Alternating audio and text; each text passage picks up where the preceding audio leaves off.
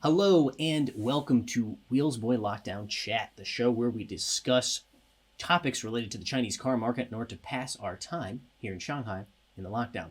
I am joined once again by two wonderful guests. We'll start this time, we're going to mix it up. We'll start by introducing Mr. Elliot Richards from China Driver and the Fully Charged Show. Welcome, Elliot.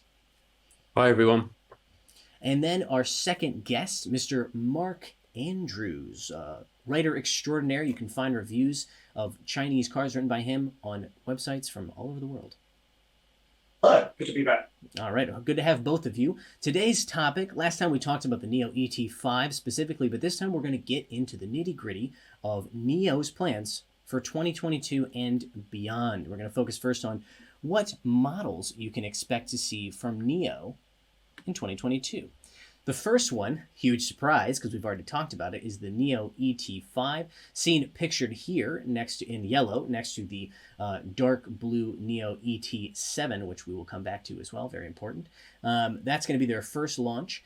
Do we know actually when that car is going to be coming out? I think it's third quarter this year. Yeah. Oh, what the ET7 or the ET5? ET5. Third quarter. Yeah. Okay. In China, it's quarter one in Europe. Okay. Q1 of 2023? Yeah, okay. In Europe, yeah. Okay. And then next we're going to talk about a car that we did not just do a video about, and that is the NIO ES7. So what the viewers are seeing on screen now is a couple of spy shots that I'll flip back and forth between for the ES7. Now the ES7 is allegedly going to be positioned as a 5-seater, obviously fully electric car, between the ES6 and the ES8. However, it is going to ride on NIO's NT 2.0. Did I remember it this time, Mark? Yes. Yes, you did. NT 2.0 platform, the same as the ET5 and the ET7. I think, Mark, you and I were talking about the fact that the NIO's kind of going to stop developing the ES6, ES8 because it's on their first gen platform. And, yeah, that's correct. You know, they may continue to do minor updates, but there's only so much they can do when it doesn't have the architecture to hold their LiDAR and things like that. Or the 150 kilowatt hour battery, actually. So that's probably even more of a thing. A couple more facts about the ES7. So this car is actually supposed to compete with a vehicle that I completely did not realize debuted, which is the BMW X5L. Now I'm not making that up. That is from William Li, the president, or the CEO rather, of NIO. And he said that the X5L is going to be the car that they're trying to compete against. First of all, guys, can I just say, I can't believe it took them this long to do an X5L. I can't believe there wasn't already an X5L. I thought there was. When somebody said it debuted, I was like, didn't that car come out in like 2006 or something? Because there's a extended wheelbase version of so many BMWs at this point, is what I'm getting at. They haven't traditionally done much in the way of actually doing long wheelbase versions of SUVs, though. These companies, it's always been sedans. Well, I should say, I think the reason it didn't come out before, now we shouldn't get into bogged down in a conversation about the X5L, but I will just say that I think they had the X1L and stuff, but I definitely got them mixed up. So that's scheduled to come out, to be revealed. It was scheduled for April of 2022, but let me check the calendar. We were recording this in May. So no, not out yet. I'm going to really quickly flip forward here. What the ES7 will be shown at the end of this month. Supposedly. Okay. So they push it to May. Debut. Yeah, so it's behind a little bit. The end of this month. What the viewers are seeing right now, guys, and what I've sent you previously was a picture of an orange car that was spotted in what is allegedly the parking lot or around the Anhui, one of the factories for the NIO's factory in Anhui, and it is a orange car that allegedly is the ES7, and looks, honestly, it could be an ES7 or it could be an updated version of the ES6. I would go either way. I'm not sure, but it's pretty darn good looking. Has LiDAR on the top, no surprise there, just like the ET5 and ET7. This is probably going to have the same powertrain as the ET7, speaking of that car, which means it's going to have a total of, I think, 480 kilowatts or something like that. A lot of power. This thing will not be slow. Not that anybody ever thought that it would. Now, that's it for NIO. NIO is not BYD. Our last video we did about a kind of a company's yearly perspective was the BYD, and that's a much larger company. So they had like 15 different models.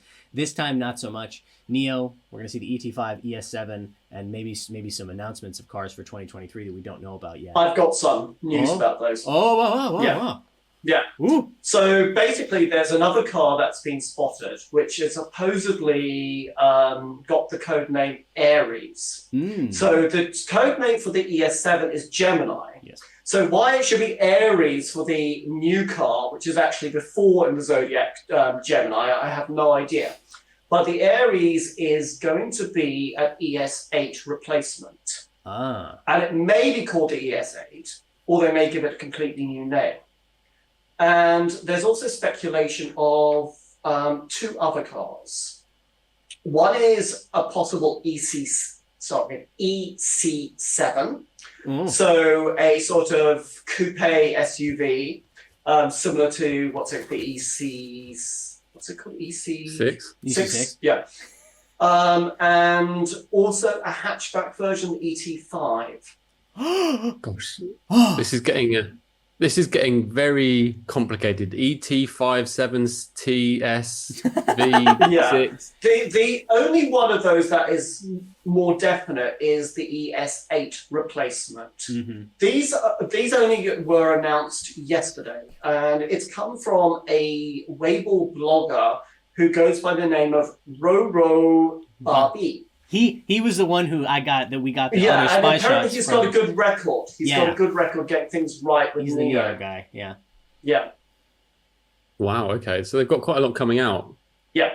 And these are all, of course, on NT 2.0 platform. And this is all because they're ramping up production. They've got the new NIO Park, spelled NEO, not NIO, confusingly.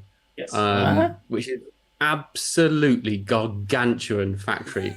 Like, it makes the Tesla Gigafactory look like a security guard's hut. It's huge. You look at the aerial shots. A few people posted it a few days ago. It's massive. So they're really going to ramp up production in the next, probably 18 months or so. Well, they've actually just started doing the initial sort of pre-production run of the ET5. They did the first batch on April 29th from there. So they're ramping up the NIO Park already then. Interesting. Well, this is actually kind of smoothly transitioned into our next topic, which I think is probably the more interesting one when it comes to NIO for 2022, as much as we like to talk about the new cars, which is what NIO is going to be doing in terms of expansion. Now, if they're going to expand, they need more production. Well, that goes hand in hand. So NIO has announced that they are planning to introduce their products and, in their words, holistic services to Germany, the Netherlands, Sweden, and Denmark in 2022. Now, that was obviously announced prior to this whole pandemic, or this outbreak. We don't know how that will affect it, but that is interesting. And one thing I want to point out is that their strategy when they went into Norway, which was their first European market, was to lead with the ES8, their largest SUV. However, in Germany, which is the first of those four countries that's going to be, apparently they're going to debut their cars, is the first car is going to be the ET7. Then I know they're going to debut the ET5. I'm not sure if from the language that I was reading, I think the ET5 will come after the ET7, and they will not debut the ES6 or ES8 first. But that's ET5 in Europe is going to be Q1 next year. So the ET7 is right at the end or thereabouts of this year. So they're not going to do the first generation products in Europe other than Norway. Okay, there you go. Interesting fact actually regarding the ES8 in Norway. I think it was last month, maybe fairly recently, within the last 2 weeks. They sold the 500th ES8 in Norway. So that's in about 6 months. They've managed to sell 500 of them in Norway, which I think is pretty good, considering Norway's not exactly that big a country, not that huge a market, and it's an expensive car. I would have to look at that compared to other things in order to know how actually successful that was. Obviously, off the top of my head, I mean, that doesn't sound like a lot, but as you said, maybe in the context of Norway, that's a good number. I think it's quite a good number considering such a short time. I'll take your word for it. Someone in the comments will, the people in the comments love to correct Mark and I when it comes to the sales figures and stuff. So I'm sure somebody will do that. We appreciate it. So this is all part of NIO's strategy to expand to 25 countries and regions before 2025. I'm sure By the end of 2025, there's a bit of caveat there. Sorry, by the end Gives of them a little bit extra time. Yes, okay, yes, good point. So by the end of 2025, and one of the things quickly there's a lot of different aspects to NIO services that I want to talk about, but one of the ones is first.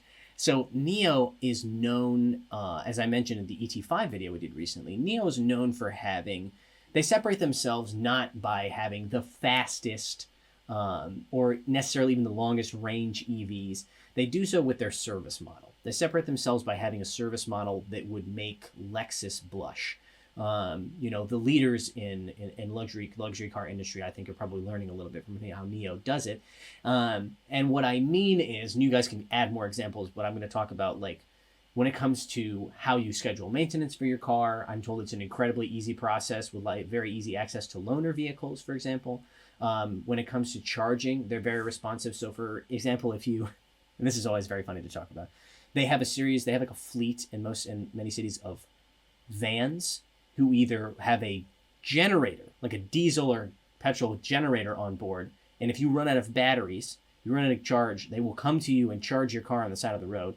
Or I think more recently, and probably a bit more easy to sell, is they have a extra battery pack built into those vans, which they will come and then do battery-to-battery charging for you. So it's just a service that I don't know very many other car makers, if any, that will do that kind of thing for you. So can you guys think of any other examples of what it is, how NIO, battery swapping of course, but how NIO sets itself apart in terms of its service? No, houses. Oh, NIO houses. Yes. Yeah. Yes. It's basically like a kind of clubhouse for NIO owners, and try to create a community. You know who learned from them is Rivian. Rivian with the R1T and the coming to R1S. They're doing some similar stuff back in the States, with all sorts of activities that they're organizing and stuff for owners and giving them a place to hang out. It's all very upper class outdoorsy folk type stuff. But let me move our slideshow forward because I've got a little slide there from NIO's launch in Norway. The other thing, of course, is their battery swapping stations. So they have currently, and these numbers are growing, so somebody will watch this video in a month and tell me it's more than that now. But as of May 2nd, apparently, they have 886 battery swapping stations here in China. They've done some nearly 8 million swaps or something like that. And they are bringing that to Norway. To Europe. They launched their first battery swapping station in Norway in January of this year. And their intention is to have, if I'm not mistaken, it's 4 more, or a total of 4, in Norway by the end of this year. I undercounted. 20, not 4. 20 stations in Norway by the end of the year. And they're hoping to have 1,000 battery swap stations outside of China, particularly in Europe and the U.S., which will lead to our next topic. They've got a partnership with Shell to do this as well. The fine folks at Shell. So by the end of 2025, 1,000 stations outside of China. Right now, of the 886 battery swapping stations, to be clear, all but a very small handful are here in China. They're not abroad. So that's a big part of NIO's, one of their biggest selling points, of course, here in China, and in theory abroad as well.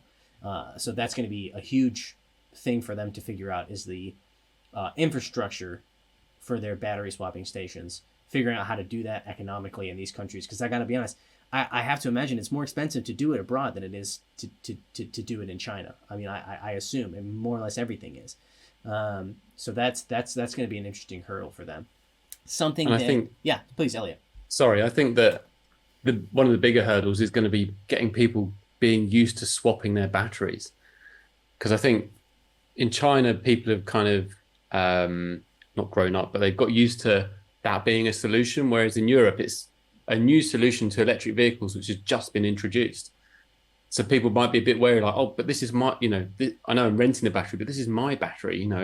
I'm not used to getting it taken out and storing it. So it will be interesting to see if it's as successful as it is in China. I imagine it will be. But it's going to be an interesting rollout for NIO in Europe. Yeah. Mark? One thing that somebody commented when I did an article about this was actually the concentration of populations, particularly in Germany and a lot of European countries, is far less dense than in China. So you've got a lot greater distances between centers of population, etc., and perhaps distance to be able to get to a battery swapping station. Whereas in Shanghai, for example, it's quite condensed. So this may also be an issue with actual coverage around the country. Yeah, you got to put in more stations to cover fewer people, which is pretty interesting. Which is a huge cost hurdle. So I'm super curious to see when it comes to NIO as they expand into countries like Germany. Again, I'm super interested to see whether they are able to maintain their holistic service system, as they call it, and their high level of consumer service, because certainly in China it's proven to be a factor when it comes to consumers choosing the brand. I think they recognize that, and they're going to try and maintain that as they go abroad. Something that was touched upon in our ET5 video, and I'd like to expand on now, is the fact that NIO is continuing to offer to partner with other automakers, and offering their battery swapping technology. Mark, I believe it was you that pointed out very, very wisely that if you're going to use NIO's battery swapping technology, you kind of have to use their platform too. And that's what I believe, yes. Yeah. But also now a number of other companies getting into the game, like CATL has actually started a battery swapping thing called EVgo or something like that. They've actually got two companies signed up already, iWays and FAW. So I don't really know how this is going to go, whether there's going to be lots of competition when it comes to this or not. I really don't know. Yeah. Again, as and then Elliot, you pointed out, it's hard to imagine that if they use the NIO platforms, I don't know how modular that is and how small you can make it. So it's going to be hard to use it if you want to swap a 75 kilowatt hour battery into something much, much smaller than a NIO. That led us to our dream of the battery swappable Wuling Mini EV. But again, that is a topic for another day. I will say that according to the Financial Times and according to Hui Zhang, who is apparently the European president for NIO, they are in talks with several other car makers about licensing the battery swap tech. Now, what does that mean? How long have the talks been going on? At what level are the talks? Have they had a phone call? Have they had a long date? Who knows? But it's not surprising to me that other companies would at least be flirting with the idea of trying to, piggyback or just jump over their competition by using some NIO tech. As we wrap up this video, I want to talk a little bit about what you guys think we can expect from NIO in terms of what market do you see? Throw a guess out there, and I wonder what my two guests from the UK will say. What market do you think NIO will go to next after it goes to Germany, Sweden, Denmark, and what's the other one? Netherlands. Thank you. The Netherlands, yes.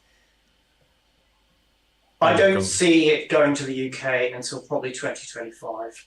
Quite honestly, I think they're going to leave the right-hand drive markets to probably pretty late in the timeline because of the switch over to manufacturing right-hand drives and just the complications with doing that. So I think they'll probably leave that and just concentrate on the left-hand drive ones for as long as they can. That would be my guess anyway. And I don't think they'll tackle the US until right at the end as well. Yeah. They'll stick to Europe. Yeah, I think you're right. I think Europe first and then US later. But I think you say UK would be towards the end. Maybe. I mean, there is a NIO office in the UK.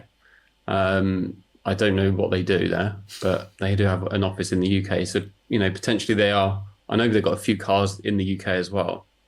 So maybe they're scoping out the market. I've got no idea. But I think, after the Netherlands, you're looking at probably like France, Spain, kind of the... Italy's meant to be a large EV market these days.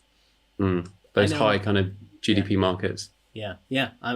I think you're right, Mark. It's interesting that you pointed out, and this is something I hadn't thought about because I come from a left-hand drive country, which is that there is certainly a certain amount of investment when it comes to tooling and stuff that you have to do in order to build a right-hand drive car, and it has to be worth it in terms of what sales you can expect. So because they've mentioned Australia and Japan as well, which are also right-hand drive. I think possibly Singapore. I'm not exactly sure whether Singapore was on the list or not. So but I just suspect those are going to be towards the end. yeah, Maybe that's what they're going to do with the NIO Park, right? With the new manufacturing capabilities.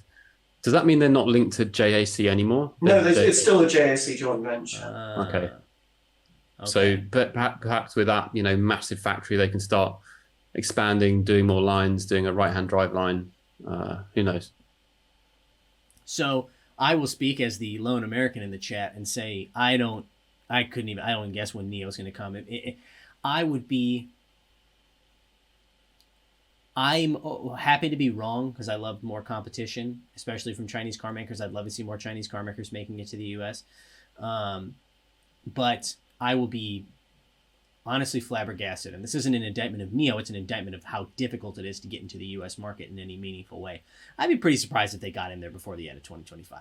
And I don't mean, like they're never going to, no one's going to be able to test drive a NIO in there. I mean, having any real sales channels in the US. And I can't think of a Chinese car company off the top of my head. And NIO's one of the ones that I would think is most likely to be able to make that leap. And I still think it's doubtful just because of how that's their timeline though. They're saying they're going to be in there by the end of 2025. I know. And here's so one of my favorite automotive journalists, a guy named Matt Farrell, loves to point out the fact that you get all the attention when these companies do things like, and I'm not trying to call out just NIO or call them out even specifically. Maybe they really think they can make it, but I'll use another example. Let's say some company or some country or something says like, we're going to stop producing internal combustion vehicles by 2030. That's front page news. That's the UK. Right. In 2029, January 30th, 2029, when they announce, actually, we're going to have to push that back to 2035. That's 9th page news. So to say we're going to make it to the U.S. market, how many companies have said that? And then, they don't because, as I said, it's just really, really hard. And it's really hard to get into Europe, too. And as we've talked about, that's why they haven't gotten to the U.K. and stuff like that. But it just shows these huge companies with so many billions of dollars of investment and stuff. It's just that big of a challenge to try and get into these very mature markets. And NIO is doing it in Europe very slowly. And like I said, I'd love to be wrong. I'd love to see, let's go back to the States and be able to buy a NIO the same way that I'd like to be able to buy every car from every manufacturer because I love diversity of product when it comes to cars. I think just one last thing. I think all the manufacturers are looking toward VinFast. And seeing how they're going to get into the market because new startup, no one knows about them. If they're successful in the US, then it leads to the Chinese manufacturers potentially having a similar sort of success if they get it right. If VinFast are not successful, then maybe they'll draw back their plans to head to the US quickly. So keep your eyes on VinFast because that's going to be a very good example of success in the US. Mm-hmm. Although with VinFast, I would say that part of their reasoning for going to the US so soon is because they've got such a limited market in Vietnam itself. So it's not a huge car market. There's only, about 100 million people in Vietnam, and the car penetration is much lower than in China. Obviously, that means there's a lot of potential, but they equally need to find markets pretty quickly. So the viewers, just a little bit, a peek behind the kimono here. These guys can't see me when we're recording due to the software we're using. They can hear me, so the viewers could see that I was like on the edge of my seat, so excited to talk because and I don't want to get bogged down in our NIO video about VinFast, but I am from North Carolina, which is where VinFast has announced that they will be building this bajillion-dollar factory and employing 20,000 people or whatever the number is. And I can tell you now that the state of North Carolina has a not great history of giving out a lot of money to different companies to come and to build stuff there. And then those companies come and they either don't do anything or they do far less than was promised and then just leave. So stay tuned. This North Carolinian by golly, I could not be more skeptical of that entire enterprise. Again, I want to be wrong. I want VinFast to come in to create jobs for people, to create these interesting looking electric vehicles. Personally, if I plan on going to Vietnam the second I can travel in and out of China freely, sometime in 2054, and I would love to go to Vietnam. And one of the first things I'm going to do is arrange a test drive from VinFast. I'm going to go to a dealer or something and try and get behind the wheel of one of those. But yes, I won't take that tangent too far. I could talk about that for a long time. Well, Ethan, I would say there goes your chance of a job with VinFast when you go back to the US. Yeah, cut to a couple of years from now when I'm on Mark's, I'm a guest on Mark's show, and I'm here, head of public relations for the United States for VinFast, Ethan Robertson. Sure. Hey, listen, I'm if anybody from VinFast happens to watch this, I would love a chance to drive one of your cars. Let's see if we can figure something out. I would think China would be an interesting market for them, though EV competition is pretty tight here. Anyways, thank you guys very much for joining us to talk about NIO. I think we kind of just only scratched the surface when it comes to everything there is to talk about this company. It's very exciting to see them expanding into Europe and beyond, and seeing a lot of people from other countries be able to experience these cars that we've been experiencing for quite some time, and kind of going around saying, these are good, you should pay attention to these. And it's interesting to see foreign media based outside of China, experiencing them, driving them, and saying, oh, they are pretty good. These guys aren't crazy. But Mark, thank you very much for joining us. Thank you. Elliot, thank you for joining us. Thank you again. Thank you, audience, for joining us. Again, the guys can't see me, so they don't see that I have a fanny pack strapped across my chest. I just wanted to do this. This one's for the fanny fanatics out there. You're talking to two British guys. What? And you just said fanny fanatics. Hold on. Wait a minute. Why is that funny? I wonder why these two British guys are laughing when I say fanny fanatics. Go google.co.uk and search for fanny. Yeah. anyways. Or go searching for it. Oh no. Oh no. Right, well, end this. And on that note, thank you very much for watching.